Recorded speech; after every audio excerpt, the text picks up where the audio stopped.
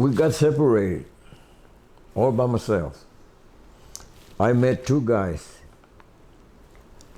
and they were walking like that and kind of talking. And then I got my weapon and I said, halt. And they stopped. And I went close to them. He says, are you Korean? I said, no. I said, I'm a Mexican. Oh, damn Mexican, one of them said, you know. I said, yes, this damn Mexican would have killed you if you'd have said that before I stopped you. He said, so what you guys gonna do? Mountain, and there's a big tree, we went by there, and we're gonna lean on it and stay there till almost daylight, where we can, almost dark, where we can walk again, or daylight. I said, well, do you mind if I go and get together, us three? No, yes, come on. And one of them smirked, you know, you know, and I should have paid attention to him. But I said, well, he just doesn't like Mexicans, that's why he smirked, you know. So we went up that hill, and they said, look, soldier, we're a little tired, I believe, more than you. Why don't you get rest on that tree, and we'll wake you up in a couple of hours, and then he'll go, and then I'll go, and we'll go from there. I said, really? He said, yeah, I was tired too. We were, all were. I said, okay, so I got in my sleeping bag. I always carried my sleeping bag. I never did get rid of it. I got it and put it on, zipped it all the way to here, and my hands out, and my rifle right here. I was asleep, and I heard a, you know, Chinese talk. And I sat up, and I listened, and yeah, they were coming.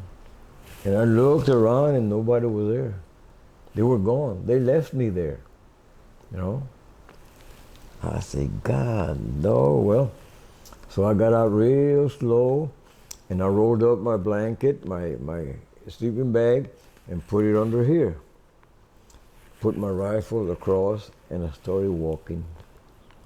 You know, trying to get away from the talk, from going towards the artillery all the time. So I went almost to the bottom of the mountain. It was a big mountain, and a patrol caught me, you know, and they hollered at me, and I took off.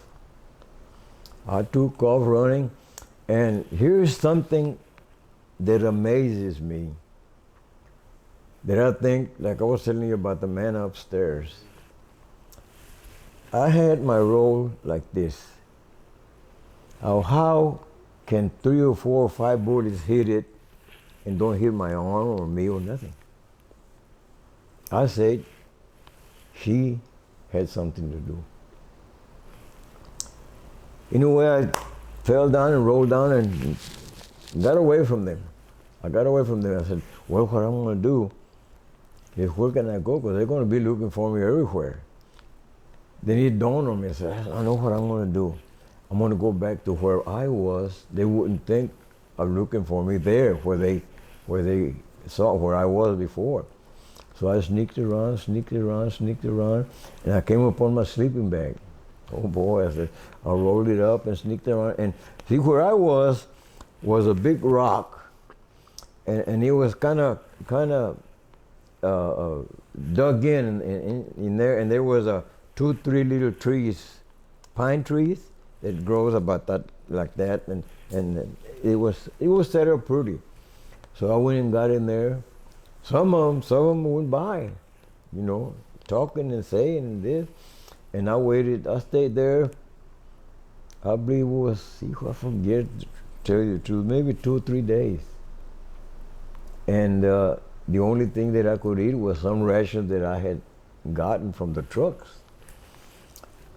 And I ate that, and later on, when the enemy went forward and nobody was in the back, I got out real slow and looked around and make sure nobody was around, and I unrolled my